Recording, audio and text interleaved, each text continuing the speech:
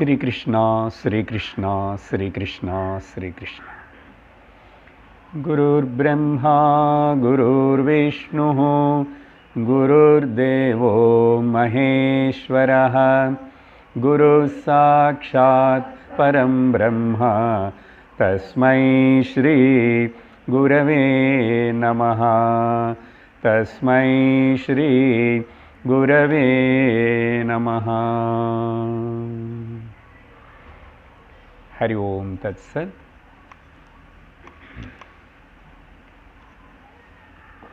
पंचदशी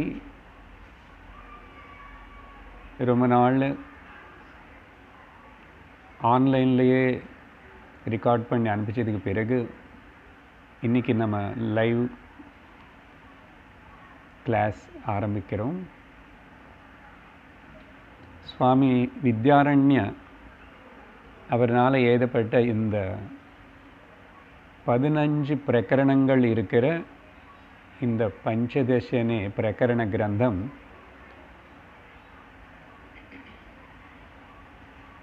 பதினஞ்சு அத்தியாயங்களோடு கூடியிருக்கு.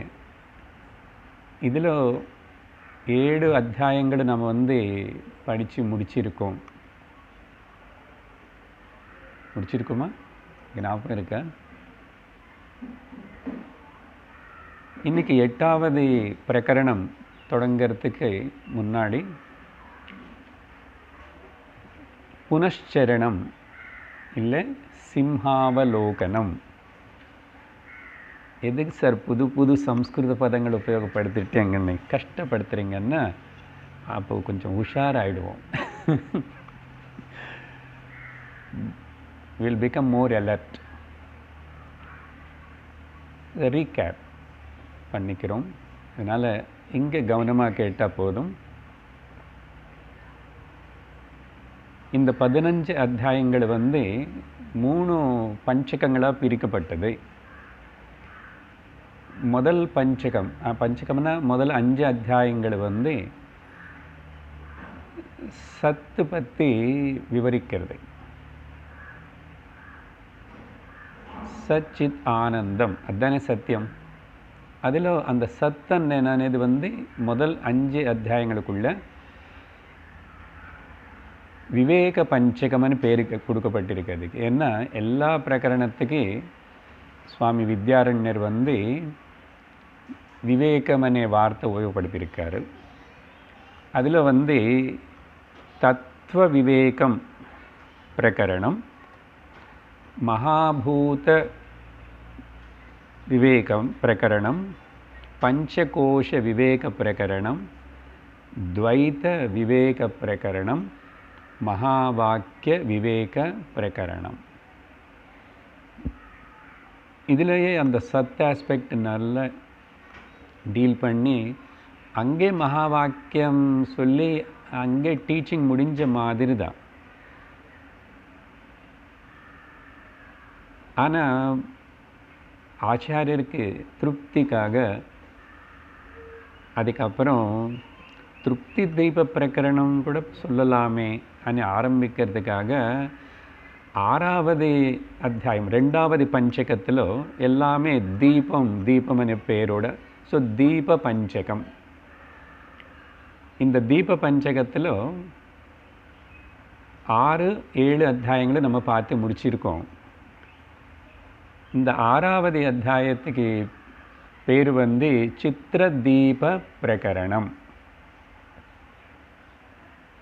அந்த அத்தியாயத்தில் அங்கேருந்து சப்ஜெக்ட் ரொம்ப கொஞ்சம் டீப்பாக டீல் பண்ணப்பட்டிருக்கு. அப்படி என்ன அர்த்தம்? சித் ஆஸ்பெக்ட். இந்த 2வது பஞ்சகம் சித் ஆஸ்பெக்ட், கான்ஷியஸ்னஸ், அதனை விவரிக்கும்போது சித்திரதீப பிரகரணத்தில் சிச்சாதுர் வித்யா. இந்த ஆச்சாரியருடைய பெருமை என்னன்னா நமக்கு புரிஞ்சு போயிருக்கும். புது புது பதங்கள் உபயோகப்படுத்துறது, புது புது விதமாக சிஷ்யனுடைய லெவலுக்கு இறங்கி வந்து டீச் பண்ணுறது, பல உதாரணங்கள் திருஷ்டாந்தங்கள் நிறைய கொடுக்கறது, திருஷ்டாந்தம் கொடுத்துட்டு உடனே அது வந்து தாஷ்டாந்தத்துக்கு சமன்வயப்படுத்துறது. அப்படி இவருடைய இந்த ஆச்சாரியருடைய ஒரு பெருமை, ஒரு யூனிக்னஸ், ஸ்பெஷாலிட்டி. ஒருத்தருக்கு ஒரு இது இருக்கும். அப்போது அங்கே சிச்சாதுர் வித்யா அப்படிப்பட்ட புது வேர்டு என்னது அங்கே பண்ணமன்னு சொன்னால், சுருக்கமாக சட்டுன்னு புரிகிற மாதிரி சொல்லணுமன்னா, சாதுரன்னு 4. அதுக்கு முதல் உதாரணம் அவர் எடுத்தது வந்து கட்டாகாசம், கட்டத்தில் இருக்கிற ஜலாகாசம். அந்த பொம்மை ஞாபகம் வருதோ? இன்னும் இருக்கு, சார்ட்டு கொண்டு வரலாம், சரி வெயிட் ஆகிடு, குழந்தைகள் மறந்திருக்க மாட்டாங்கன்னு நம்பிக்கையோட கொண்டு வரல. அப்புறம் மகாகாசம், அப்புறம் மேகாகாசம். இந்த 4 உதாரணங்கள் சொல்லி என்ன நிரூபிக்கணும்னே அவர் விரும்பி சொன்னாருன்னா, நான் கொஞ்சம் வித்தியாசமாக சொல்கிறேன். அங்கே என்ன பார்த்தோம் என்னது, ஜீவ ஈஸ்வர இவங்க ரெண்டு பற்றி விவரிக்கிறதுக்காக தான் அந்த சித்திரப்பட்ட கதை எல்லாமே. ஜீவன் பற்றி சொல்லும்போது 3 அம்சங்கள் ஜீவனுக்குள்ள இருக்கு, ஈஸ்வரனுக்கும் 3 அம்சங்கள் இருக்கு. என்னது? ஒரிஜினல் கான்ஷியஸ்னஸ், சுத்த சைத்தன்யம், பிரதிபிம்ப சைத்தன்யம், அந்த பிரதிபலிக்கிறதுக்கு வேண்ட பிரதிபலிப்பு. இன்னைக்கு தான் தமிழ் வார்த்தை கற்றுக்கிட்டு, அது கரெக்டாக, அது கூட அது கரெக்ட் இல்லை இன்னும். பிரதிபலிப்பு என்னமோ சொன்னா, பரவாயில்ல, நல்லா இருக்கு. ஆனால் பிரதிபிம்பம் பண்ணாவே உங்களுக்கு புரிஞ்சிருக்கும், சொல்லிட்டு இருக்கு, அதே தான் உபயோகப்படுத்திட்டு. அந்த பிரதிபலிப்பு அங்கே ஏற்படுறதுக்கு ஒரு மீடியம் வேணும் இல்லையோ? அப்போது நம்முடைய எப்ரிவேஷன் ஃபார்மில் பார்த்திங்கன்னா ஆர்எம், ரிஃப்ளெக்டட் மீடியம், அப்புறம் reflection and original, OC, RC and RM.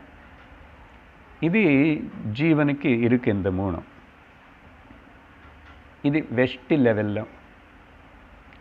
இந்த 3த்துக்கு 3 சரீரங்களாக எடுத்து பார்த்தா என்ன, ஜீவன் நம்ம வந்து 3 சரீரங்களோட அனுபவத்தில் தான் இருக்கிறோம், அனுபவ மண்டலத்தில் இருக்கிறோம். ஸ்தூல சரீரம், காரண சரீரம் அண்டு சூக்ஷ்ம சரீரம் அண்டு காரண சரீரம். இந்த 3த்துக்கு தனிப்பட்ட டெக்னிக்கல் டேர்ம்ஸ் கொடுக்கப்பட்டிருக்கு. இவ்வளோ நாள் வேதாந்தம் தொடர்ந்து நீங்கள் கேட்கறதுனால உங்களுக்கு அது பழகிருப்பீங்க, ஞாபகம். விஸ்வ, தைஜச அண்ட் பிராக்ஞ. ஓகே. அப்புறம் இதே ஈஸ்வரன் விஷயத்துக்கு வரும்போது கூட அவருக்கு இந்த 3 இருக்கு. 2மே கண்டிஷன்டு கான்ஷியஸ்னஸ் தான். அங்கேயும் ஒரிஜினல் கான்ஷியஸ்னஸ், ஓசி, அப்புறம் அங்கேயும் ரிஃப்ளெக்ஷன், அங்கேயும் மீடியம், 3. ஆனால் ஈஸ்வரன் பற்றி சொல்லும்போது சமஷ்டி லெவலுக்கு, அதனால பிரபஞ்சம்னு சொல்கிறோம். இங்கே 3 சரீரங்கள், அங்கே 3 பிரபஞ்சங்கள். அந்த 3 பிரபஞ்சங்களுக்கு அதே வார்த்தை, ஸ்தூல பிரபஞ்சம், சூக்ஷ்ம பிரபஞ்சம், காரண பிரபஞ்சம். அந்த 3த்துக்கு கூட டெக்னிக்கல் டேர்ம்ஸ் கொடுத்தது சாஸ்திரம். விராட், ஓகே, அப்புறம் ஈஸ்வர ஆர் ஹிரண்ய கர்ப்ப அண்ட் பிரம்மன். பிரம்மன் வார்த்தை அங்கே ஜென்ரலாக சொல்ல மாட்டோம், அங்கே ஹிரண்ய கர்ப்ப ஈஸ்வரன் சொல்லி நிறுத்துவோம். ஆனால் வித்யாரண்ய சுவாமி இந்த ஜீவக்கு ஈஸ்வரக்கு புது வேர்ட்ஸ் காயின் பண்ணார். இந்த 6வது பிரகரணத்தில் அங்கே தான் கூட்டஸ்தம் அనే வார்த்தை உபயோகப்படுத்திட்டாரு. ஜீவனை பொறுத்த வரைக்கும் ஒரிஜினல் கான்ஷியஸ் பேர் அங்கே அந்த இடத்துல கூட்டஸ்த. அப்புறம் ஈஸ்வரன் பற்றி சொல்லும்போது பிரபஞ்சம் மொத்தம் சேர்த்து சொல்லும்போது அங்கே பிரம்மன் உபயோகப்படுத்திட்டார். இது கொஞ்சம் ரேர் யூசேஜ் தான், ஒன்றும் தப்பு கிடையாது, நம்மளுக்கு புரியும். பட் அவர் அந்தந்த இடத்துக்கு தகுந்த மாதிரி இந்த கூட்டஸ்தவனே பதம் அங்கே நம்ம பார்த்தோம். அதுதான் புதுசாக. இப்போ அந்த கூட்டஸ்தனை பதத்தினை ஆதாரம் வச்சுக்கிட்டு தான் இன்றைக்கி நம்ம தொடங்க போகிற இந்த 8வது பிரகரணம் கூட்டஸ்த பிரகரணம், கூட்டஸ்த தீப பிரகரணம் வரும், அந்த விஷயத்துக்கு வரும். ஸோ இங்கே வரைக்கும் புரிஞ்சுதா என்ன நடந்தது கதானே? என்ன ஃபஸ்ட்டு ஹாஃப் இன்டர்வல் வரைக்கும் என்ன நடந்தது தெரிஞ்சாதான். சில வாட்டி மக்கள் நடுவில் கூட போய் சினிமாவில் உட்காருவாங்க. நீங்களும் போயிருப்பீங்க. இப்போ அதுங்க இன்னும் டைம் இருக்கு, ட்ரெயின் சாயங்காலம், பஸ்ஸு அப்படின்னு சும்மா இங்கே பக்கத்தில் தான் இருக்குது, இப்போ எங்கே போகிறேன், சாப்பிட்டாச்சு கொஞ்சம் நேரம் போய் உட்காந்து அதுக்குள்ளே படம் பாதி ஓடி இருக்கும். பரவாயில்ல, எங்கேருந்து பார்த்தேன், என்டர்டெயின்மெண்ட்டு தானே. ஆனால் வேதாந்தம் என்டர்டெயின்மெண்ட் தான், ஆனால் மச் மோர் தேன் தட். அதனால் சப்ஜெக்ட் கொஞ்சம் சூக்ஷ்மம், ஆழம். இனிமே வர இந்த அத்தியாயம் கூட ரொம்ப டீப். சரி, இதெல்லாம் 6வது பிரகரணம் வரைக்கும் நடந்த விஷயம். அப்புறம் 7வது பிரகரணத்தில் அதுக்கு திருப்தி தீப பிரகரணம்னு பேர் கொடுத்தாரு. அங்கே அது ரொம்ப பெரிய அத்தியாயம் பிரகரணம். இப்போ 8வது ரொம்ப சின்னது, 6-7க்கு கம்பேர் பண்ணும்போதும் இங்கே ஒரு 76-78 ஸ்லோகங்கள் மட்டும்தான் இருக்கு. ஸோ சீக்கிரமாக முடிப்பேன். ஓகே, ஆனால் ரொம்ப டீப் சப்ஜெக்ட். டீப்னு இதுதான் புரியணும். இதுதான் சென்ட்ரல் டீச்சிங். எங்கே application of the Vedanta, the practice of நாலேஜ்னு சொல்கிறாரு சுவாமிஜி. அந்த மாதிரி இங்கே தான் பண்ணணும். மிச்சமெல்லாம் அதோ அப்படி இன்ஃபர்மேஷன் கேதர் பண்ணுற மாதிரி இருக்கு. பட் இன்ஃபர்மேஷன்னு என்ன பண்ணணும்? Very good. இப்போ புதுசாக யூஸ் பண்ண வார்த்தை, அதனால் அம்மா நல்ல ஞாபகம் வச்சு என்ன சின்சியராக கேட்குறாங்க, எல்லோரும் கேட்குறீங்க. Information should bring the transformation. வெளியில் இல்லை, உலகத்தில் இல்லை, கவர்மெண்ட்டில் இல்லை, நமக்குள்ளே தான். சரி, 7வது பிரகரணத்தில் சப்த பூமிகள், அதையும் ஒரு புது பிரயோகம். அவருடைய இருக்கிறது தான் விஷயம், ஆனால் அப்படி சப்த பூமிக்க நிரூபணம். சுருக்கமாக சாராம்சம் சொல்லிகிட்ருக்கேன். ஏன்னா அது கனெக்ஷன் இருந்தால் தான் நமக்கு இங்கே. அப்படி சொல்லும் போது 7 கணக்கு பண்ணிட்ட அவித்யா. இப்போது சாதனை, இன்னொரு பாயிண்ட் சொல்லணும். ஈஸ்வரன் ஏதாவது இப்படி கிளாஸுக்கு போய் அட்டெண்ட் பண்ணி சாதனை பண்ணணுமா? அவர் ஈஸ்வரனுக்கு பந்தம் இருக்கா? ஈஸ்வரனுக்கு சம்சாரம் இல்லை, பந்தம் இல்லை. அதனால் அவர் வேதாந்த கிளாஸுக்கு போக வேண்டாம். 11 மணிக்கு இப்படி ஓடி ஓடி வந்துட்டு எல்லாம் குக்கர் ஆஃப் பண்ணிட்டு 11 மணிக்கு முக்கியமாக தாய்மார்களுக்காக தான் கிளாஸ். அதனால தான் ஃபுல் ப்ரெசென்ட் அவங்க தான் இருக்காங்க. நாங்கள் ஒரு சீட்டு கூட கொடுக்க மாட்டோம் யாருக்குன்னு சொல்லி. சப்த பூமிக அவித்யா. ஸோ சம்சாரம், துக்கம், பந்தமு, முக்தியன், இது எல்லாமே ஜீவனுக்கு. அப்போ ஜீவனு அவித்யா. அது ஏன் வந்துச்சு, எப்படி வந்துச்சுன்னு இல்லை, அவித்யா இருக்கு. அவித்யா இருக்கிறதுனால தான் பிறந்தோம். அது இல்லைன்னா பிறந்திருக்க மாட்டோம். அவித்யா. அதுக்கப்புறம் அந்த அவித்யா இருந்தது அப்படி இருந்து போகலாம் இல்லையோ, அது அதோட வேஷம் மாற்றி மாற்றி பலதெல்லாம் காட்டி கஷ்டப்படுத்துறது. அவித்யா. அதுக்கப்புறம் ஆவரணம், விக்ஷேபம். ஓகே, அதெல்லாம் பதத்துக்கு அர்த்தம் சொல்லலை, எல்லாம் தெரியும் உங்களுக்கு. அப்புறம் இது 3 இருக்குன்னு ஒருத்தனும் தெரிஞ்சுக்கிட்டான், கேள்விப்பட்டான்.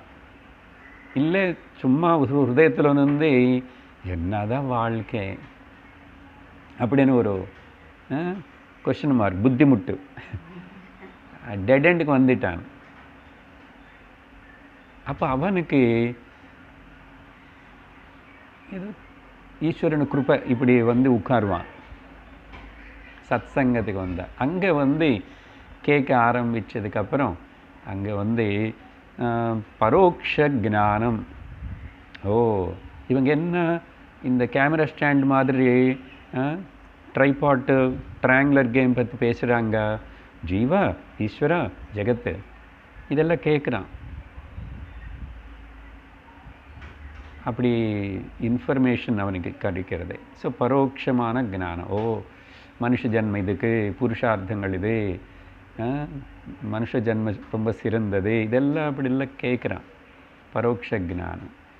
அது அப்புறம் அப்படி கேட்க கேட்க கேட்க கேட்க தொடர்ந்து ஒரு மேலே ஒரு டெஸ்ட், அது இது அந்த சாஸ்திரம் படிக்க படிக்க கேட்கும் போதும் அவனுக்கு வந்து அபரோக்ஷ ஞானம். அதுக்கு தான் அந்த தசம அனே கதை ஒன்று சொல்கிறார். அதில் 2-3 வாட்டி அந்த கதை. 10வது அவன் வந்து காணாமல் போயிட்டான். அந்த 10வது அவன் யாருன்னா நம்ம எல்லோரும் தான். நம்ம எல்லோரும் நம்ம காணாமல் போயிட்டோம், தெரியாமல் போயிட்டோம். தெரியாமல் போச்சே, தெரியாமல் போச்சு. அது குரு வந்து அந்த 10வது ஆள், நீ எங்கே போல, நீ திருட்டு போல, தத்துவமசி அனி மகா வாக்கியம் சொல்லி நீதாதனி சொல்லும்போதோ அங்கே அப்போ அவனுக்கு வந்து துக்க நிவிருத்தி போயிடுச்சு. அப்போ வரைக்கும் அழுந்துட்டு இருக்கான் இல்லை அந்த கதையில். சம்சாரிகளாக இருக்கிற வரைக்கும் அழுந்துகிட்டே இருப்போம். சம்சாரிக்கு ஞானிக்கு என்ன வித்தியாசம்? வேதாந்தம் சத்சங்கம் சிரவணம் பண்ணாதவனுக்கு பண்ணவனுக்கு என்ன வித்தியாசம்னா துக்க நிவೃತ್ತಿ ஏற்படலையே சார். எனக்கு தெரியாது ஏன் ஏற்படலைன்னு. சாஸ்திரம் குரு வந்து எக்ஸ்பெக்டிங் தட் நீ இந்த லெவலுக்கு இங்கே வரைக்கும் இப்படி படித்த மகா வாக்கிய விசாரணை ரொம்ப முக்கியம், உபதேசம் மட்டும் இல்லை. அதனால சரி, துக்க நிவೃತ್ತಿ ஆயிடுச்சுன்னா, துக்கம் போயிடுச்சுன்னா அங்கே என்ன ஆட்டோமேட்டிக்கலி நேச்சுரல்லி ஆனந்த பிராப்தி, நிரங்குஷா திருப்தி. அப்போது 7வது பிரகரணத்தோடைய டீச்சிங் முடிஞ்சு போயிடுச்சு. மறுபடியும்னா அங்கே மகா வாக்கியம். ஆனால் மகா வாக்கியங்கள் அங்கே வந்து ரொம்ப விவரிக்கலை 5வது பிரகரணத்தில். அதனால தான் ரொம்ப கம்மி ஸ்லோகங்கள், 20 என்னமோ, 5க்கு 4 ஸ்லோகங்கள். அப்புறம் 7வது அத்தியாயத்தில் திருப்தி, ஆனந்த பிராப்தி. தட்ஸ் ஆல், கதை முடிஞ்சது. அப்புறம் ஆச்சாரியர் வந்து இன்னும் நீ ஸ்டெபிளைஸ் ஆகலையா, ஞான நிஷ்டை ஏற்படலையா, அவங்களுக்காக ஆச்சாரியருக்கு டைம் பாஸுக்காக ஏதோ ஒன்று ஏதணும், சொல்லிகிட்டே இருக்கணும், திரும்பி சொன்னதே சொல்லணும். விவேக சூடாமணி கடைசி ஸ்லோகத்தில் அசக்கிருத்து, நான் உனக்கு வந்து போதும் போதும் ஆகிற வரைக்கும் சொல்லிட்டேன். குருவே சொல்கிறாரு. அதனால் அந்த காரணத்தினால மறுபடியும் எஸ்டாப்ளிஷ் பண்ணுறதுக்கு மகா வாக்கிய விசாரணம் அதில் வந்து ஆல்ரெடி பண்ணியாச்சு. அங்கே இப்போ இங்கே கூட்டஸ்தன் அనే பதம் ஜீவனுக்கு சேர்ந்தது, ஜீவனுடைய ஒரிஜினல் ஸ்டேட்டஸ் అని சொல்கிறதுக்கு. அதுக்கப்புறம் அது என்னன்னது ஒழுங்க முதல்ல புரிஞ்சாச்சுன்னாவே தத்பத அர்த்தமனு சொல்கிற அங்கே அந்த மூணு சொன்னோமா, 6 மொத்தம் 7வது பிரகரணத்தில் அங்கே என்ன பண்ணோம், ஆர்எம் லெவலில் ஆர்சி லெவலில் ஒரு காகமும் ஜீவ ஈஸ்வரும் ஐக்கியம் ஆக முடியாது. நல்ல கவனமாக கேட்கணும். அந்த மீடியம் லெவலில் அப்புறம் ரிஃப்ளெக்ஷன் லெவலில் பார்த்திங்கன்னா ஈஸ்வரனுக்கு நமக்கு பொருத்தமே இல்லை. ஆமாம், அதனால் எப்போ சாஸ்திரம் வந்து அகம் பிரம்மாஸ்மி அந்த லெவலுக்கு போய் சொல்லும்போது அவன் வந்து இந்த 2 வச்சுக்கிட்டு நான் ஈஸ்வரன் சொல்லிட்டு சொல்ல முடியாது. இந்த சரீரத்தில் அல்பமானது, அவர் அனந்தம், சர்வஜ்ஞன், சர்வவியாபி. பட் ஆர்எம் ஆர்சி லெவலில் ஜீவன் அந்த அளவுக்கு இல்லையே, ஆக முடியாது. அப்படி ஆகிறது ஏதாவது சக்தின்னு கொஞ்சம் எக்ஸ்ட்ரா ஒரு சரீரம் மூலமாக ஒரு சித்த புருஷன் மகாத்மா காட்டுறாருன்னா அதெல்லாமே ஆதி தெய்வீக லெவலில் அவர் அது இன்வோக் பண்ணி சக்திகளை காட்டலாம். பட் ஈஸ்வரனுக்கு ஈக்குவல் ஆக முடியாது. அது கூட என்ன சொல்கிறது சாஸ்திரம், அப்படிப்பட்ட நீ ரொம்ப பிடிவாதமாக அடம் பிடிச்சி யோகம் தபஸ்ன்னு அடம் பிடிக்கிறது தானே, பிடிச்சி நீ ஏதாவது அடைஞ்சால் கூட அது உனக்கு பூர்ணத்துவம் கொடுக்காது. அது இல்லாமல் உனக்கு அது தடமாயிடும், உன்னை திரும்பி சம்சாரத்தில் பந்திக்கும். இதுதான் உண்மையான ருஷிகள் உபனிஷத்துகளுடைய ஞான நிஷ்டர்களான மகாத்மனுடைய கருத்து. அதனால தான் ஜப்பிடி வித்தை, ஓகே, இப்படிப்பட்ட ஜப்பிடி வித்தை காட்டாது அருணாச்சலா, உருப்படு வித்தை காட்டுன்னார். ஏன்னா ஜப்பிடி வித்தைனால உருப்பட முடியாது. மேஜிக் எதுக்கு? நான் இருக்கிறது ஒரு மேஜிக்கு, இந்த சரீரம் இருக்கிறது ஒரு மேஜிக்கு. 9 ஓட்டை இருந்து காற்று துஷன் உள்ளே போகாமல் நிற்கிறத உள்ளே பாருங்கோ, அது எப்போ போகிறது, அது எப்போ போகிறது தெரிய நமக்கு. இது மேஜிக் இல்லையோ, வேறு எதுக்கு மேஜிக்கு? இந்த பாயிண்ட் ரொம்ப முக்கியம். அப்போது என்ன, எதுக்கு இந்த பாயிண்ட் சொல்கிறேன், ஆர்எம் ஆர்சி லெவலில் 2 பேர் வித்தியாசம். அப்போது 2 பேருக்கு இந்த மகா வாக்கியத்தில் ஐக்கியம், ஜீவ ஈஸ்வர ஐக்கியம், தத்து துவம் நீ அது ஒன்று, அதுதானே மகா வாக்கியம். அது எப்படி சொல்கிறதுன்னா பாக தியாக லட்சணம் பண்ணி, அப்படின்னா 2 ஆர்சி 2 ஆர்எம் நீக்கு பக்கத்தில் வை, தியாகம் பண்ண. அப்போது இங்கே கூட்டஸ்தனன் எது சொல்கிறோமோ, அங்கே பிரம்மன் எது சொல்கிறோமோ, அது 2 இல்லை. உனக்கு இப்போ புரியறதுக்காக 2 வார்த்தை, அப்போதான் ஐக்கியம் வரும். இப்போது இதெல்லாம் மனசில் வச்சுக்கிட்டு இந்த அத்தியாயம் கூட்டஸ்த தீப பிரகரணம். அப்போது கன்சாலிடேட்டஸ் என்ன, ஒரு சந்தேகம் இல்லாமல் அப்பிரதிபந்த ஞானம், எந்த பிரதிபந்தம், எந்த ஒரு கன்ஃபியூஷன் கன்ஸ்ட்ரிக்ஷன் இல்லாமல் இருக்கிற, அதுக்கு தான் அபரோக்ஷ ஞானம் என்று. அது ஏற்படணும்னா இந்த மகா வாக்கிய விசாரம், அதுலேயும் துவம் பத விசாரம், அது நீ ஒழுங்காக பண்ணணும். இந்த 8வது பிரகரணத்துடைய இந்த சென்ட்ரல் தீம் நோக்கமே தத்பதம் கூட கொண்டு வருவார். பட் மெயின்லி நிறைய ஸ்லோகங்கள் பார்க்கும்போது துவம் பதத்துடைய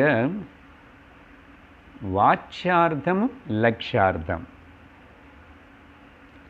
ஓகே. மேலே ஓட்டமாக சொல்கிற துவம் అనేది வந்து என்ன துவம் நீ என்ன உன் சரீரம் பற்ற உன் மனசு பற்ற எது ஸோ வாச்சார்த்தம் இல்லை லக்ஷார்த்தம் த இண்டிகேட்டிவ் மீனிங் இஸ் டிஃபரெண்ட் அது மறுபடியும் இங்கே விசாரணை கொண்டு வருவார் அதுக்காக இந்த கூட்டஸ்த தீப பிரகரணம் அது வந்து சின்சியராக ரொம்ப அலர்ட்டாக அது பண்ணால் கிளியர் நாலேஜ் இதுக்கு கிளாரிட்டி ரொம்ப முக்கியம் ப்ராப்பர் டெக்ஸ்ட் ஆரம்பிக்கிறதுக்கு முன்னாடி இன்னொரு கருத்து என்னென்னா இது வாழ்க்கையில் இந்த வேதாந்தம் இதெல்லாம் கூட என்ன இந்த அத்தியாயத்துடைய டெப்த் அவளை இருக்கிறதுனால இந்த விஷயம் சொல்லணும்னு தோணுறது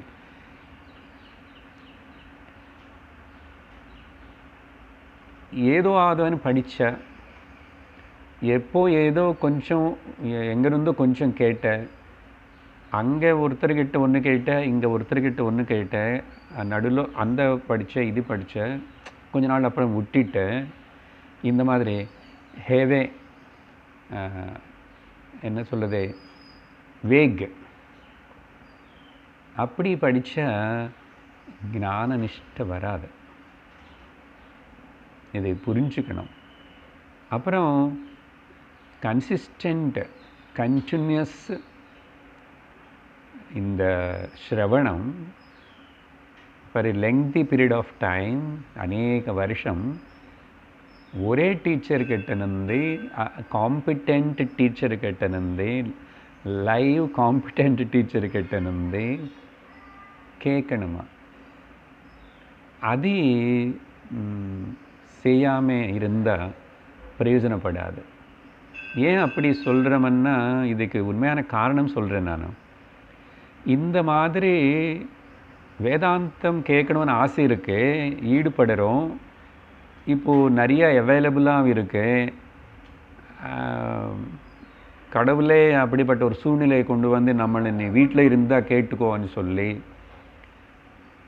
வீட்டில் கேட்குறது கூட ஒன்று கேட்போமா என்ன நம்ம ஓப்பன் பண்ணல நிறைய கொண்டு வந்து அங்கே காட்டும் ஸோ மனசு வந்து இது என்னமோ அது என்னமோ ஓப்பன் பண்ணணும் பார்க்கணும் தோணும் அது எல்லாத்தையும் நீக்கி வச்சுட்டு மை டீச்சர் எனக்கு கொடுத்த இந்த டைரக்ஷன் சாஸ்திரம் systematic study that is more important consistent systematic study இது பண்ணாமல் போயிடுச்சுன்னா நிறைய பேர் பண்ணுறதில்ல வந்து கேட்குற நம்மளுக்கு நம்ம ஒரு வாட்டி ஞாபகப்படுத்துறதுக்காக இந்த விஷயம் வாழ்க்கையில் டைம் வேஸ்ட் ஆகிடும் ஒரு பீரியட் தாண்டி போச்சுன்னா you cannot bring it back again to you think that again you can study the Panchadasi நானே படிக்க முடியாது எங்களுக்கு சுவாமிஜி சொல்லி கொடுத்ததே முடிஞ்சது அப்போ என்ன சொல்லி கொடுத்தாரு எனக்கு ஒன்றும் தெரியாது என்ன ஏறிச்சு என்ன சொன்னார் என்ன ஒரு நாளைக்கு 6 கிளாஸு அது இந்த காலத்தில் வேறு வழியில் அப்படி தான் போய் படித்தோம் அப்படிப்பட்ட அவர் நான் ஸ்டாப்பர் ஓகே டயர்ட்லெஸ்லி அப்படி அது சொல்லி உங்களுக்கு புரிய வைக்க முடியாது எப்படி நடந்துச்சு எப்படி டீச் பண்ணார் என்னன்னு அது ஈஸ்வரனுடைய அமைப்பு அப்படி நடந்தது அப்போ கூட அதுக்கப்புறம் அந்த டீச்சர் சொல்லி கொடுத்த லைன் ஆஃப் திங்கிங்கில் அதிலேயே அப்படி இருந்தால் இன்றைக்கி ஏதோ இங்கே உட்காந்துட்டு கொஞ்சம் அப்படி சொல்ல முடியறது நாட் அதர்வைஸ் அதனால் நம்ம ஸ்திரீயவாக இருக்கிறோமா புருஷனாக இருக்கிறோமா வயசு எவ்வளோ இருக்குது என்ன குடும்பம் எல்லாம் ஏதோ இது இருக்குது but never don't waste the time அந்த 5 வருஷம் 10 வருஷம் படிக்கிறவன்னா அதே வந்து நான் இதையும் கேட்குறேன் அப்புறம் அங்கேயும் கேட்குறேன் இது கேட்குறேன் அது கேட்குறேன் அப்புறம் இது கொஞ்சம் பண்ண அது பண்ணுறேன்னு ப்ரோக்ரெஸ் ஆக முடியாது அப்புறம் போன காலத்தினை திரும்பி கொண்டு வர முடியாது அப்புறம் வயசு ஆக பாடி மைண்டு வந்து ஒத்துழைப்பு கொடுக்காது அதோடைய இயற்கையுடைய நியத்தை அதை அப்போ அதையும் நம்ம கவனிச்சுக்காம ஏதோ ஜஸ்ட்டு டைம் பாஸ்ன்னு பண்ணக்கூடாது. டைம் பாஸ்ன்னு சுவாமிஜி சொன்னால் அவருக்கு பொருத்தமாக இருக்கேன். நமக்கு அந்த நிலை வரும்போது சொல்லுவோம். எப்படி பிராப்தஸ்ய பிராப்தம் கர்த்தவியம் கிருத்தம்னு சொன்னால் அதை அவங்கள பார்த்துக்கணும், எங்கே இருக்கிறோம், நம்ம என்ன பண்ணணும், என்ன அதில் ஒரு பூர்ணத்துவம் திருப்தி வரும். அதுதான் அந்த அந்த இடத்துல ஸ்ரத்தா பக்தியான விஷயங்கள்னு கொண்டு வந்து சொல்லி கொடுத்தது. நாட்டு ஒன்று லிமிட்டெட் பண்ணி நீ அப்படி தான் இருக்கணும், ஒருத்தர்கிட்ட தான் கேட்கணும் அப்படின்னு டிஸ்ட்ரிக்ட் பண்ணுறதுக்கு இல்லை. அதில் இருக்கிற அந்த சூக்ஷ்மத்தை புரிஞ்சுக்கும், அவ்வளோதான். அப்புறம் 8வது பிரகரணம் கூட்டஸ்த தீப பிரகரணத்தை நம்ம இப்போ இன்றைக்கி தொடங்க போகிறோம். முதல் ஸ்லோகம் படிக்கிறேன். ஸோ இந்த இன்ட்ரடக்ஷன் உபோத்காதம் அதெல்லாம் மனசில் வச்சுக்கிட்டு, காதித்ய தீபிதே குட்யே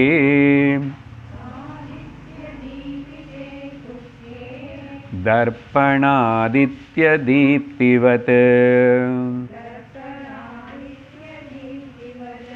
கூட்டஸ்தபாசிதோ தேஹः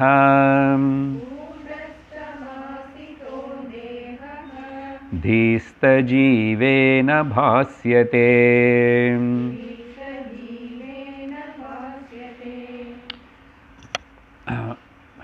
இந்த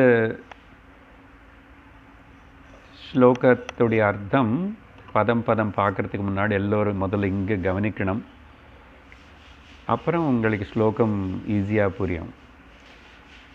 ஆரம்பத்திலேயே ஆச்சாரியர் இங்கே அவருடைய பொதுவான ஸ்டைல் உதாரணத்தோடு எடுத்துகிட்டு விஷயத்தினை தொடங்குறார். அந்த விஷயம் என்னன்னு நான் உங்களுக்கு முதல்ல விவரிக்கிறேன். அதுக்கு பிறகு ரொம்ப சுலபமாக அது புரியும். 2 வார்த்தைகளை நம்ம இது முன்னாடி வகுப்பில் எல்லாம் கேட்டிருக்கோம். ஒன்று வந்து சாமானிய காரணம், 2வது வந்து விசேஷ காரணம். Okay, the common reason and the specific reason. இந்த 2 வார்த்தை மனசில் இருக்கட்டும். என்ன உதாரணம் எடுத்துகிட்டு என்ன சொல்கிறாருன்னா, இது நடுவில் அங்கங்கே சொன்னதா பார்த்ததா, பட் அது வச்சு திரும்பி இந்த தத்துவ தொம்பத விசாரணத்தினே நல்ல டீப் அனாலிசிஸ். அப்புறம் இந்த துவம்பத தத்பத துவம்பத விசாரண அங்கே என்ன பொதுவாக சாஸ்திரம் உபயோகப்படுத்துகிற வார்த்தைன்னா துவம்பத சோதனம். அது கொஞ்சம் 2 பாயிண்ட் சொல்லணும் அதை பற்றி. நான் துவம்பத அப்படின்னு உன்னை பற்றி என்னை பற்றி, சோதனம்னா ஒரு அர்த்தம் வந்து கிளீனிங்னு அர்த்தம். சோதனம்னா கிளீனிங். அப்படின்னா அங்கே வந்து எக்ஸ்ட்ரா தேவையில்லாதது எல்லாத்தையும் நீ எடுக்க வேண்டியிருக்கு. அதுதானே கிளீனிங்னு என்ன அர்த்தம்? இப்போது வெளியே வேலை ரொம்ப கம்மியாக இருக்குது, எல்லோரும் வீட்டுக்குள்ளே நல்லா க்ளீனிங் ஒர்க்கில் இருந்திருப்பீங்க கம்பேரிட்டிவ்லி. ஸோ க்ளீனிங் பண்ணுறது சோதனம். அதே எப்படி அந்த பதத்தினை கொண்டு போய் சோதனம் பண்ணுறது, க்ளீன் பண்ணுறதுன்னா, நீ எதெல்லாம் நீ நினச்சிட்ருக்கியோ அஜ்ஞானத்தினால தெரியாமல் அது எல்லாத்தையும் நீ கட் பண்ணி க்ளீன் பண்ணி எடுத்துடணும். ஸோ துவம்பத அங்கே தான் பாகத்தியாக லட்சணம் வந்துடும். சிலது ஊட்டி கொடுக்கணும். ஊட்டி கொடுத்துட்டு இன்னொரு அர்த்தம் வந்து துவம்பத சோதனம்னா டிஸ்கவரி. ஓகே, டிஸ்கவரி என்னது? இருக்கிறது ரிகவர் பண்ணுறது. Displays the cover, then you will discover. அதனால் எதுவுமே புதுசு இல்லை. நீ அதாவாதான் இருக்கேன், ஆனால் தெரியாமல் இருக்கிறேன். அந்த தெரியாத தனத்தின், அதனால தான் சுவாமி சொல்லுவார், there is no அஜ்ஞானம், there is அபூர்ண Janam. Incomplete knowledge தான் இருக்க தவிர அவங்களுக்கு அதனால தான் ஆத்ம அனுபவம் யாருக்குமே இல்லாமல் இல்லை, நான் ஆத்மானே அறிவு இல்லை. அனுபவப்படுறது தெரிஞ்சுக்கிறது எல்லாம் ஆத்மா தான் தெரிஞ்சுக்கிறது. ஸோ ஆத்மானுபவம் இருக்கின்றனது தெரியாத தனத்துக்கு பேர். அப்போ என்னது? Half knowledge. என்ன? ஸோ ரிசர்ச் கூட పరిశోధనశాల, சாஸ்திரிய பரிசோதனை, ரிசர்ச், டிஸ்கவரிங். அதனால அப்போது தேவையில்லாதது எடுக்கணும், வேண்டியது எடுத்து கண்டுபிடிச்சிக்கணும். சோதனம் 9. சரி, இப்போது என்ன சொன்னால் சாமானிய காரணம், விசேஷ காரணம். எக்ஸாம்பிள் ரொம்ப சிம்பிள், தெரிஞ்சது தான். என்ன சொல்கிறாருன்னா, ஆகாயத்தில் இருக்கிற சூரியன் இப்போது லோகம் எல்லாம் பிரகாசிக்க செய்கிறாரு இல்லையா? லோகம் எல்லாம் பிரகாசிக்க செய்கிறாரு. ஸோ ஆகாயத்தில் இருக்கிற சூரியன் உடைய வெளிச்சம் இங்கே இந்த சுவர் மேலே எல்லாம் பட்டுச்சு, ஆன் த வால். இப்போ இங்கேருந்து நான் பார்த்த இங்கேயும் வெளிச்சம் இருக்கு, அங்கே ஸ்பெசிஃபிக்காக டைரெக்டாக அங்கே ஸ்பெஷலாக தெரியுது. அதுதான் விசேஷண, ஸ்பெசிஃபிக்காக. அப்போ சூரியன் ஒருத்தர் ஆகாயத்தில் எல்லா வெளிச்சம் இருக்குது. அப்போது ஆனால் கண்ணாடி கொண்டு போய் அந்த சூரியன் வெளிச்சத்துக்கிட்ட வச்சா, ரிஃப்ளெக்டட் மீடியம், எந்த சூரியனுடைய காந்தினால் இதெல்லாம் உங்களுக்கு தெரியறதோ,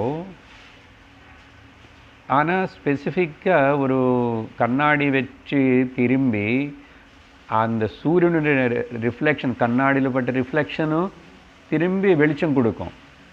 அதையும் இங்கே இந்த சுவர் மேலே விடுறது. ஆனால் இந்த கண்ணாடியிலிருந்து வந்த அந்த சின்ன ரிஃப்ளெக்ஷனும் நல்ல பளிச்சுன்னு தெரியும். நம்முடைய திருஷ்டி அது மேலேக்கு தான் போகும்.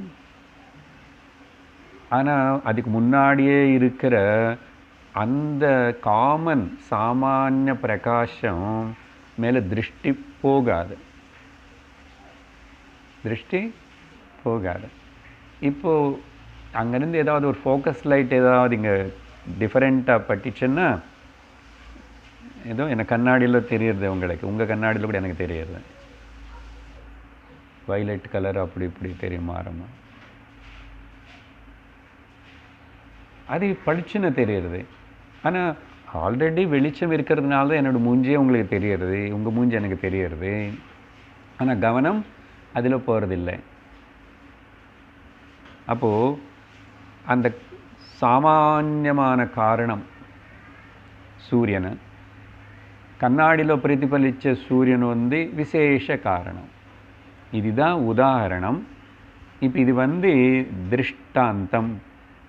இது தாஷ்டாந்தம் சொல்லும்போதும் எதுக்கு இந்த உதாரணம் சொல்கிறீங்க மாஸ்டர் அப்படின்னா, அதே மாதிரி தான் கூட்டஸ்தம் சைத்தன்யம் இந்த శరీరమనే சுவர், శరీరమనే இந்த வால், ఇది మొత్తని అది ప్రకాశిక செய்யறது. அந்த చైతన్యం అనేది இது இல்லைன்னா இந்த பாடி ஒர்க் பண்ணாது. அதனால் சாமான்யமாக இந்த சரீரம் மொத்தம் கூட அந்த கூட்டஸ்த சைத்தன்யத்தினால தான் பிரதிபலிக்கிறது. ஐ மீன் சைத்தன்யமாக இருக்கு, ஒர்க் பண்ணுறது. ஆனால் இந்த சரீரத்தில் புத்தி அனே ஒரு தனிப்பட்ட கண்ணாடி. இப்போ வெளியில் எக்ஸாம்பிள் சொல்லும்போது சூரியன் அங்கே எங்கோ இருக்கார், அப்புறம் கண்ணாடி இங்கே எங்கே இருக்குது, என்னோடய கையில் தான் இருக்குது, நான் தான் இப்படி திருப்புவேன், நான் தான் இப்படி போடுவேன் தெரியறது. இந்த உதாரணம் நல்லா ஈஸியாக புரிஞ்சுக்கலாம்.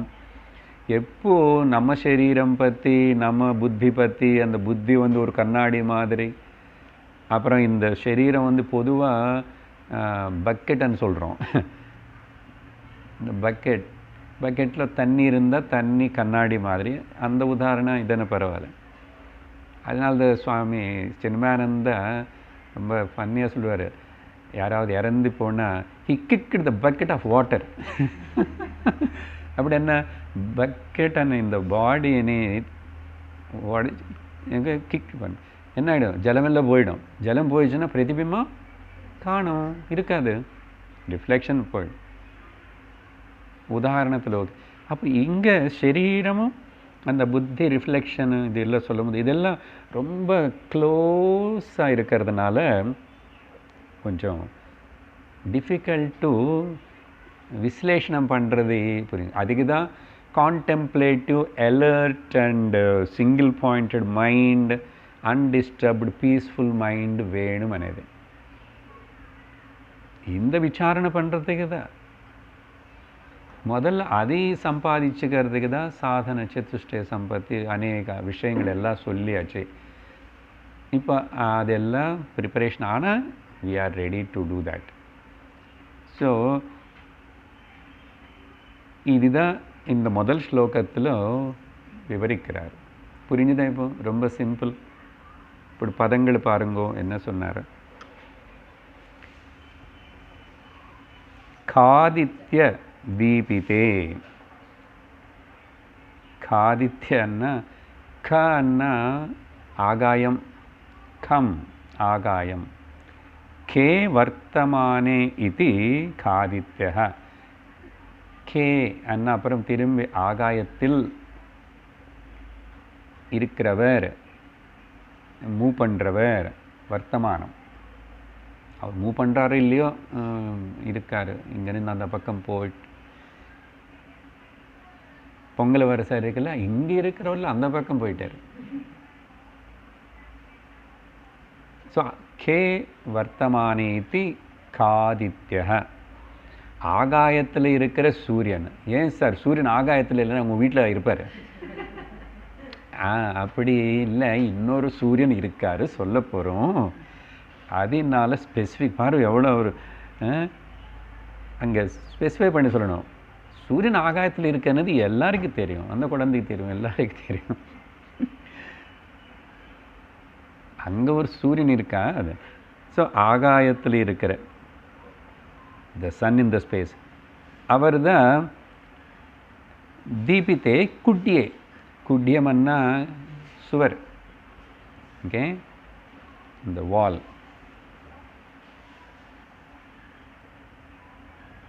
ஸோ அந்த ஆகாயத்தில் இருக்கிற சூரியனால் பிரகாசிக்க செய்யப்பட்ட இந்த சுவர் எல்லாமே கூட அது ஒன்றும் அது இருக்குது. அதுதான் சாமான்யமாக எல்லாம் பிரகாசிச்சிட்ருக்குது. சூரிய பிரகாசம் நம்ம நேராக பார்க்கல. ஆக்சுவலாக நம்ம பார்க்குறதெல்லாம் ரிஃப்ளெக்ஷன் தான். அங்கே உண்மையாக சொல்லணும்னா அங்கே ஏதோ நேராக படுறதுன்னு சொல்கிறோம், அது கூட நேரம் இல்லை. நேரான சூரியகாந்தி வந்து இருட்டாக இருக்குமா, இது வேறு. இப்படி எல்லாம் சொல்லி கன்ஃபியூஸ் பண்ணாதுங்க. அது கூட அட்மாஸ்ஃபியரில் ஏதோ ரிஃப்ளெக்ட் ஆகிறதுக்கு வேண்டிய அந்த மாலிக்யூல்ஸு, செல்ஸு, தூசி எல்லாம் இருந்தால் தான் இந்த ரிஃப்ளெக்டாக இங்கே வருதாம். ஏன்னா மேலுக்கு போக போக இருட்டாக இருக்கன்றான். என்ன இப்போ சூரியன் கிட்ட போனால் நல்ல வெளிச்சமாக தானே இருக்கணும். இருட்டாக இருக்கன்றேன்னு. இருட்டாக இருக்க என்ன பண்ணுறது? ஓ பார்த்தீங்கன்னா சூரிய காந்தே நமக்கு பார்க்க முடியல, தெரிய முடியல. ஆனால் இங்கே வாழணும், இங்கே எல்லாருக்கும் எல்லாம் கிடைக்கிறது, செடிகள் வளரணும், இது எல்லாம்னா இங்கே அது வந்து வியக்தமாகிறதே. சரி, அது ஒன்றும் காமன். அப்புறம் தர்ப்பண ஆதித்ய தீப்திவது. அப்புறம் சொன்னமில்ல உதாரணத்தில் கண்ணாடியிலிருந்து பிரதிபலிக்கிற அந்த சூரியன், ஓகே, இன்னொரு ஆதித்யா, ரெண்டு இருக்கிறதுனால நான் முதல்ல காதித்யான்னு சொல்ல வேண்டியிருக்கு. தர்ப்பண ஆதித்ய தீப்திவது. அந்த சூரியனும் வெளிச்சம் கொடுக்கறது, ரிஃப்ளெக்ஷன் கூட வெளிச்சம் கொடுக்கறது தனியாக. இது எப்படியோ அதே மாதிரி ஒரே ஸ்லோகத்தில் திருஷ்டாந்தம் தார்ஷ்டாந்தம் அந்த மாதிரி கூட்டஸ்த பாசிதா தேகா பாருங்க. அதான் சொல்லிட்டேன் நான், கூட்டஸ்த காமன் சைத்தன்யம் అనేది ஒன்று இருக்கிறதுனால அது இந்த சரீரம் மொத்தத்தினையும் அது பிரகாசிக்க செய்கிறது. இது கொஞ்சம் சிந்திக்கணும். இதுக்கு முன்னாடி எல்லாம் வந்து இதில் பிராணம் இல்லைன்னு இந்த சரீரம் வேலை பண்ணாது, அதில் கான்ஷியஸ் இல்லைன்னு சட்டில் பாடி போயிடுச்சுன்னா இப்படி அப்படியெல்லாம் குழப்புக்காதுங்கோ. அவர் சொன்னதை எப்படி ஏற்றுக்குங்கோ. அப்புறம் நிதானமாக திங்க் பண்ணணும். ஏன்னா எனக்கே நிறைய திங்கிங் அனாலிசிஸ் பண்ண வேண்டியது ஆகிடுது.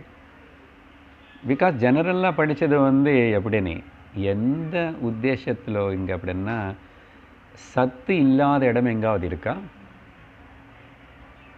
சத்து ஆஸ்பெக்ட் எடுத்தால் சத்து எப்பவுமே எல்லா இடத்துலையும் இருக்குது. சத்தே தானே சித்து, சித்தே தானே சத்து. இந்த வந்தி போகிறது అనేది இட்ஸ் ஓன்லி ஆபாசந்தான். இப்போ கண்ணாடி வச்சு பிரதிபிம்பம் இருந்தா என்ன, பிரதிபிம்பம் இல்லை என்ன, சைத்தன்யமான சூரியன் உண்மையான சூரியனுக்கு என்னதான் ஆயிடுச்சு என்ன புரியுதா? அதனால் இங்கே இப்போ இந்த பர்டிகுலர் ஸ்டேட்மெண்ட்டு சரீரம் மொத்தம் கூட காமனாக அப்படின்னா உங்கள் சரீரம் என்னோடய சரீரம் சார், சரீரமே இல்லை sir. Even dead bodies also, dead பாடியில் சத்து இருக்கா இல்லையா? ரகசியமாக சொல்லணும், சித்து கூட இருக்கு. ஏன்னா அது சத்தமாக சொல்லக்கூடாது. சித்து இருந்த அப்புறம் சார் எழுந்திருக்க மாட்டேன்.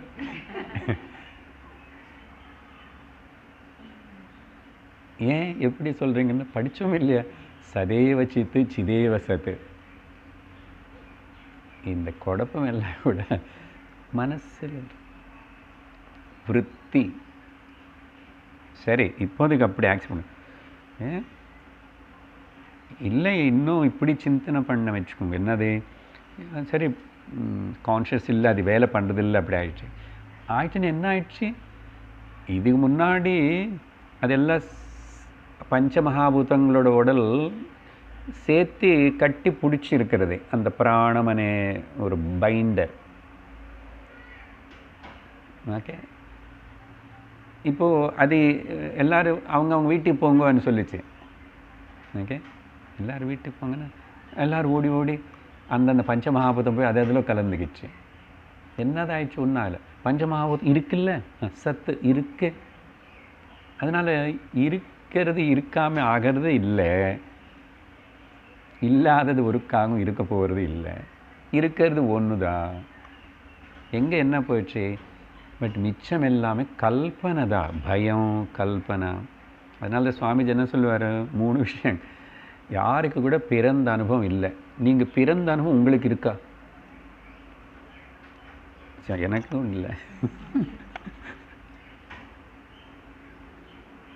அப்புறம் வளர்ந்துட்டோம் இல்லையா? இந்த வளர்தனேது கூட ஏதாவது உங்களுக்கு அனுபவப்படுறதா? உண்மையாக அனுபவம் இல்லை. கண்ணாடி பார்த்துக்கிட்டு அப்புறம் யாரோ பார்த்துட்டு ஏதோ சொல்லும் போது அப்பப்போ இந்த சரீரன்னு பார்த்து என்ன அப்படி பார்த்தா அது தினந்தோறும் மாறிட்டே இருக்கு. எவ்ரி தினம் கூட சொல்லக்கூடாது, எவ்ரி செகண்டு மாறிக்கொண்டே இருக்கிறது. அதுக்கு பேர் தான் இது பிரபஞ்சம், ஜகத்து, உடல். அனுக்ஷணம் கான்ஸ்டன்ட் சேஞ்ச் இருக்கு. அப்போ எங்கே என்னதான் ஆயிடுச்சு? வளர்ந்த அனுபவம் இல்லை, இறந்து போகிற அனுபவம் யாருக்காவது இருக்கா? நான் போன ஜென்மத்தில் இறந்து போனேன் சார், அதிக ஞாபகம் இருக்கேன்.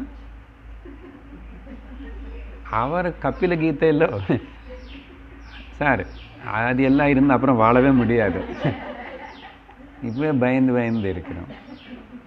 அப்போ என்ன இருக்கு?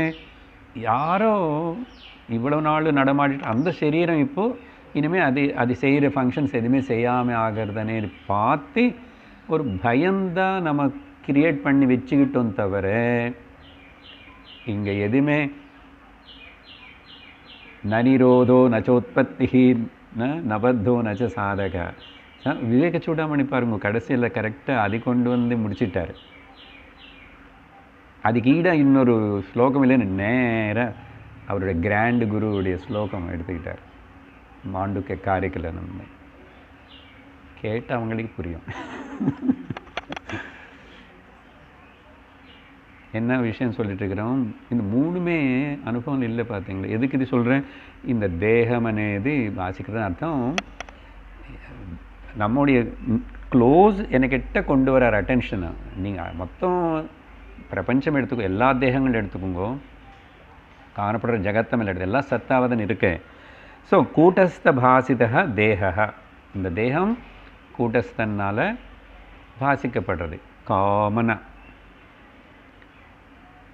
அங்கே கண்ணாடி எப்படி ஒரு தனிப்பட்ட ரிஃப்ளெக்ஷன் கொடுத்ததோ, தீஸ்த ஜீவேன, தி என்ன புத்தி, புத்தி అనేది ஒரு மீடியம், ரொம்ப ரிஃபைன்டு ஒரு கண்ணாடி. இங்கே பிரச்சனை என்னன்னா, வெளியில் கண்ணாடி நான் கொண்டு வந்து கூட காட்டலாம் உங்களுக்கு, இங்கே எக்ஸ்பெரிமெண்ட்டுக்கு பண்ணி காட்டலாம். நான் ஸ்கூலில் குழந்தைக்கு மாதிரி இப்படி ஏதாவது போட்டாச்சுன்னா அங்கே விழுந்துடும். ஆனால் தி అనేది எனக்கு உள்ளதாக இருக்குது. அது ரொம்ப ஷைனிங், பாலிஷ்டு, ரொம்ப பாலிஷ்டு ஷைனிங்கான இதில் தானே ரிஃப்ளெக்ஷன் வரும். இப்போ இங்கே கண்ணாடியில் இங்கே ரிஃப்ளெக்ஷன் வருதுன்னா அது ரொம்ப ஷைனிங் அப்படி இருக்கு. ஸோ தீஸ்தகன்னா the reflected in the intellect, புத்திக்குள்ளே ரிஃப்ளெக்ட் ஆன புத்தியனே கண்ணாடி. புரியுது இப்போ? ஸோ தேகம் అనేది ஒரு பாடி, ஒரு சுவர், அப்புறம் அந்த கண்ணாடி மாதிரி ஒரு ரிஃப்ளெக்ஷன் அங்கே ஸ்பெசிஃபிக்காக.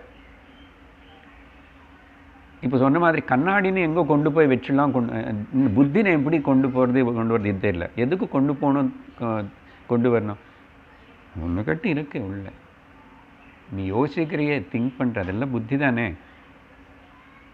அப்போ அந்த தீஸ்த அதுக்கு அது எப்படி பிரகாசிக்கிறதுன்னா ஜீவேன பாஸ்யதே. ஓகே, இப்படி புரிஞ்சுக்குங்க. இந்த ஜீவ வருடு இது நமக்கு கொடுத்தது, அது ரிஃப்ளெக்ஷனுக்கு பேர் ஜீவா. எங்கே ரிஃப்ளெக்ஷன் ஏற்பட்டுச்சு, புத்தியனே கண்ணாடிக்குள்ளே ஏற்பட்டுச்சு. அந்த புத்தியனே கண்ணாடி எங்கே இருக்கே, சரீரமனே சுவர் மேலே தானே ரிஃப்ளெக்ஷனை விழும். அங்கே ரிஃப்ளெக்ஷன் விடுறதுக்கு ஒன்றும் இல்லைன்னு எங்கே தான் விழ போகிறது அது. அதனால் இந்த சரீரத்தினே ரெண்டு கான்ஷியஸ்னஸ் வந்து பிரகாசிக்கிறது. ஒன்று வந்து காமன் கான்ஷியஸ்னஸ் கூட்டஸ்தம், இன்னொரு வந்து ஜீவானி ரிஃப்ளெக்ட் ஆன அந்த புத்திக்குள்ளே இருக்கிற தீஸ்த ஜீவேன பாஸ்யத்தை. ரெண்டு கொண்டு வந்துட்டாரா. எக்ஸாம்பிள் ரெண்டு, சூரியனு கண்ணாடி. இங்கே அதே மாதிரி கூட்டஸ்த அண்டு தீஸ்த, ஒரிஜினல் அண்ட் ரிஃப்ளெக்ஷன், இப்படி இன்ட்ரடியூஸ் பண்ணி அடுத்த ஸ்லோகத்தில் ரெண்டாவது ஸ்லோகம், அநேக தர்ப்பணாதித்ய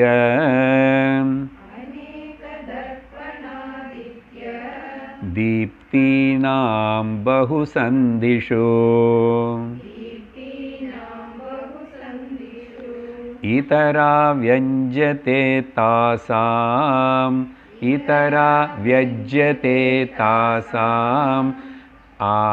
அபாவேபி பிரகாசதே.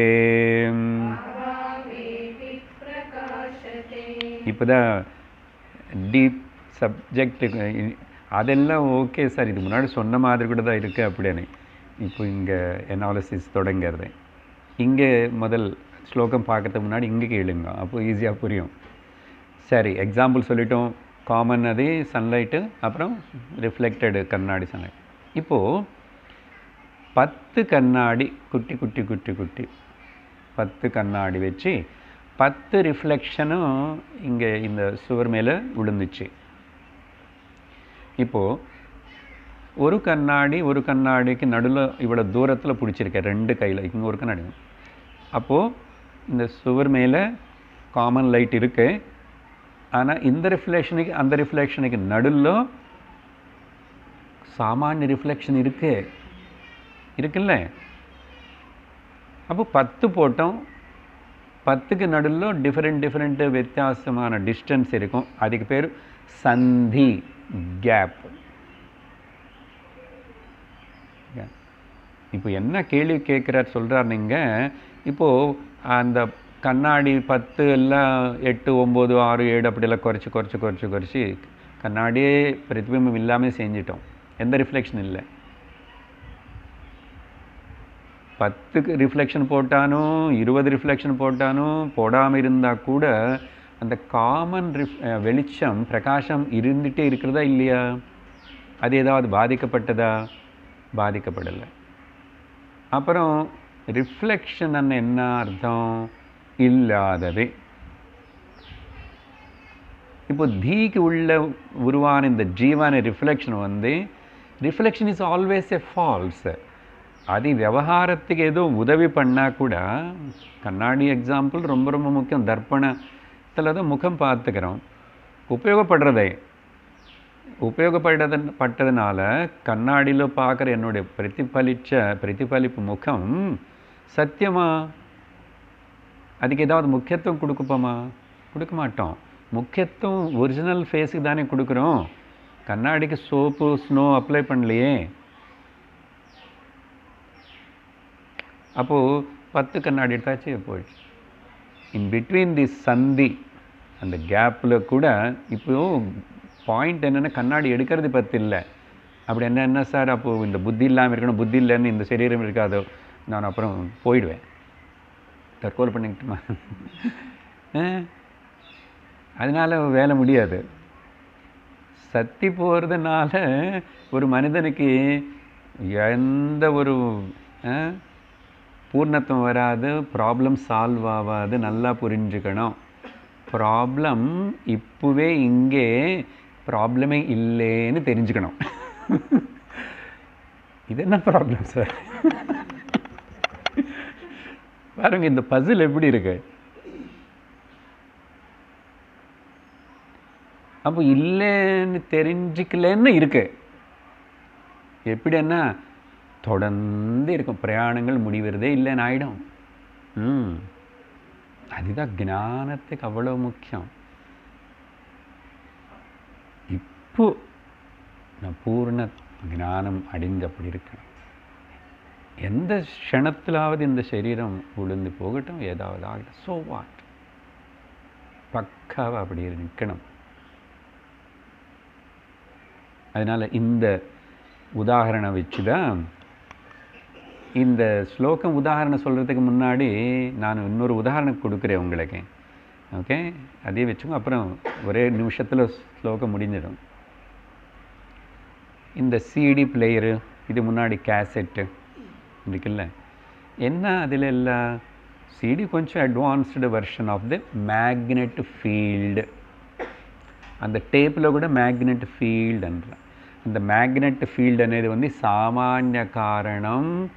ஓகே, சன்லைட் மாதிரி வச்சுக்கோங்க, இல்லை கூட்டஸ்த பிரகாசம் மாதிரி. இப்போது அதில் நான் பாடி ரெக்கார்ட் பண்ணுறேன். நான் பாடும்போது அங்கே வாய்ஸ் இருக்கும். நான் பாடலைன்னா வாய்ஸ் இல்லை. ஆனால் மேக்னெட் ஃபீல்டு அப்படி தான் இருக்கேன். அதனால தான் அந்த ரீரெக்கார்டிங் சிடி அதெல்லாம் இருக்குல்ல, எரேஸ் பண்ணி, அப்போது அந்த மேக்னெட் ஃபீல்டு அப்படி இருக்கு. அந்த மேக்னெட் மேலே என்னோடய வாய்ஸ் விழுந்தா கூட என்னோடய வாய்ஸ்ன்னு எடுக்க முடியறது பாருங்க. அதனால் இந்த reflection is only a pseudo created. அதான் சுவாமிஜி எக்ஸாம்பிள் கொடுக்குறாரு. இப்போ இந்த செல்ஃபோனில் இதெல்லாம் 10 ஃபோட்டோ எடுத்தோம் எனக்கு, இல்லை கல்யாணத்துக்கு போயிட்டு அதெல்லாம் எடுத்தோம்னா கேமரா வெயிட் ஜாஸ்தி ஆகிடுச்சு. ஏன்னா மாப்பிள்ளை இல்லை 2 பேர் எதிர்கொள்ள வந்துட்டாங்க. மாப்பிள்ளையே ஒருத்தர் வந்தால் பரவாயில்ல, கூட பக்கத்தில் 10 பேர் அவங்க குடும்பம் எல்லாம் நின்றுட்டாங்க. அதான் பயம். வெயிட் இன்க்ரீஸ் ஆகிறது இல்லையே. இந்த examples are all so deep. இல்லை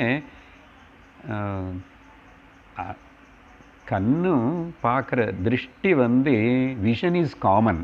எதுக்கு சொல்கிற இதெல்லாம் சாமானியமான வார்த்தைக்கு பல விதமாக திங்க் பண்ணுங்க. நீங்களாம் இன்னும் கூட திங்க் பண்ணுங்க. సామాన్యం విజన్ అనేది సామాన్య శక్తి. அது மேலே பல வர்ணங்கள் ரூபங்கள் எல்லாம் பார்க்க முடியறது. அப்படி காது கூட சக்தி. அதனால அந்த சாமானிய காரணமான விஷன் லிசனிங் பவர் అనేది எஃபெக்டே ஆகிறதில்ல. நம்ம தேவையில்லாத முக்கியத்துவம் கொடுத்துட்டு அது சத்தியம்னு சொல்லிட்டு, அதனால எந்த கண்ணு காது நம்மளுடைய எந்த புலங்கூட எந்த வஸ்துக்கு ஒட்டுக்கலைங்க. பிரமதா அதெல்லாம் அந்த அபிமானத்தில் மனசு இல்லாத ஒரு ஆசாமி அங்கே ஆட்டமாட்டான். பாருங்க, எதுவுமே இல்லை, எல்லாம் சென்ஸ் ஆர்கன். அப்போ அடுத்த படிக்கு வரும்போது அடிக்கடிக்கு சுவாமிஜி கொடுக்குற சாதனை இதே தான். பல வாட்டி இதே சொல்கிறார். மறுபடியும் மனசு எல்லாம் 5 புலங்களுக்கு பின்னாடி இருக்கு.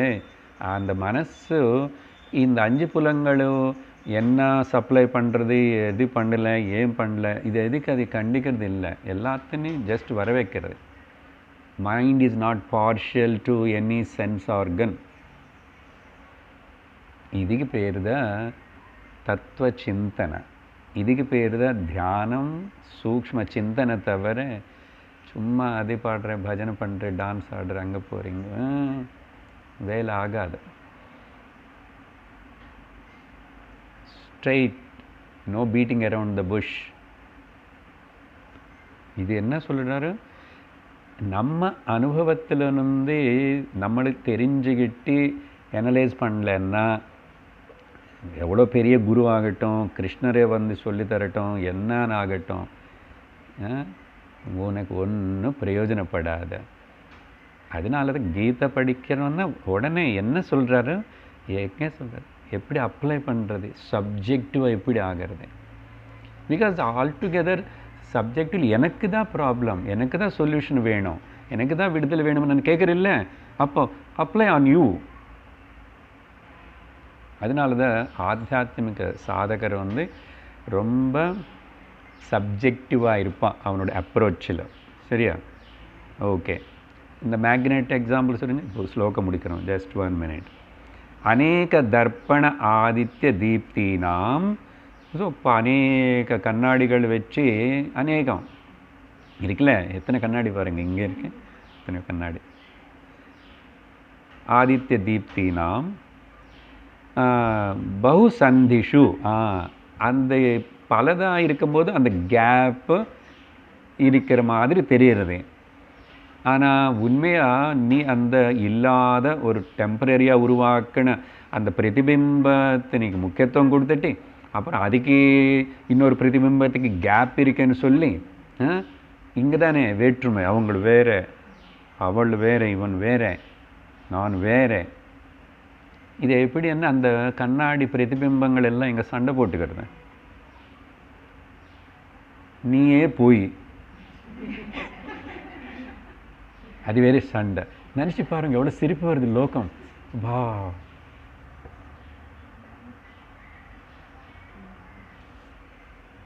அதனால அந்த விட்ரா விட்ரா விட்ரா. முக்கியத்துவம் கொடுக்கவே கூடாது, எதுக்கு முக்கியத்துவம் கொடுக்கக்கூடாது, accept the truth. அதனால் பகு சந்திஷு, சந்தியன்னா அந்த கேப்ஸு, நிறைய கேப்ஸ் இருக்கு, எத்தனை வித்தியாசங்கள் இருக்கு நம்மளுக்குள்ள. லோகத்தில் எத்தனை வித்தியாசங்கள் இருந்துக்கிட்டோம், எல்லாமே போய் ஆண் பெண்ணு, பணக்காரன் ஏழன், அவன், இது தெலுங்காரன், தமிழ், மலையாளம், எல்லாம் முக்கியத்துவம் கொடுத்து வாழ்க்கை மொத்தம் அது எல்லாம் போட்டுக்கிட்டு தவிச்சுக்கிறோம். பந்திஷு இதரா வியஜ்யதே. இருக்க என்ன இதரன், அதர், வேறே வேறு வேறா வெஜ்ஜதே. இதரா வெஜ்ஜதே, வேறு வேறா தெரிஞ்சிச்சு.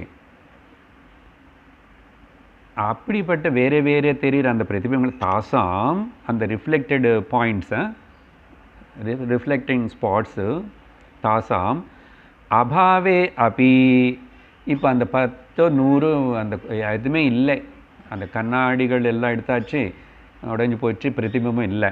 ஸோ தாசாம் அபாவே அப்பி அது எல்லாம் இல்லாமல் இருக்கும்போது கூட ஓகே அபாவே அப்பி even in the absence of பிரகாஷத்தே. யார் பிரகாஷத்தே? இந்த சாமானிய வெளிச்சம், சூரியனோட வெளிச்சம் பிரகாசிச்சுட்டே இருக்கிறது. பிரம்ம சைத்தன்யம் பிரகாசிச்சிரு, பிரம்மன் கூட்டஸ்தன்னு சொன்னேன், பிரகாசிச்சுட்டே இருக்குது. அதனால் எதுவுமே நடக்கலை, என்னுமே ஆகலை, சும்மா ரிஃப்ளெக்ஷன்ஸ் நிறைய. ஸோ அப்படின்னு இந்த ஒரு புது பாயிண்ட்டு இதில் இன்ட்ரடியூஸ் பண்ணார். நம்ம எனக்கு இதோடு நிறுத்திட்டு இது ஃபர்தர் எப்படி டெவலப் பண்ணுவாருன்னதை அடுத்த வகுப்பில் பார்ப்போம். ஓம் பூர்ணமதః பூர்ணமிதம் பூர்ணாத் பூர்ணமுதச்யதே பூர்ணஸ்ய பூர்ணமாதாய பூர்ணமேவாவசிஷ்யதே. ஓம் சாந்தி சாந்தி சாந்தி. हरिः ओम श्री गुरुभ्यो नमः. हरिः ओम. हरि ओम तत्सत्.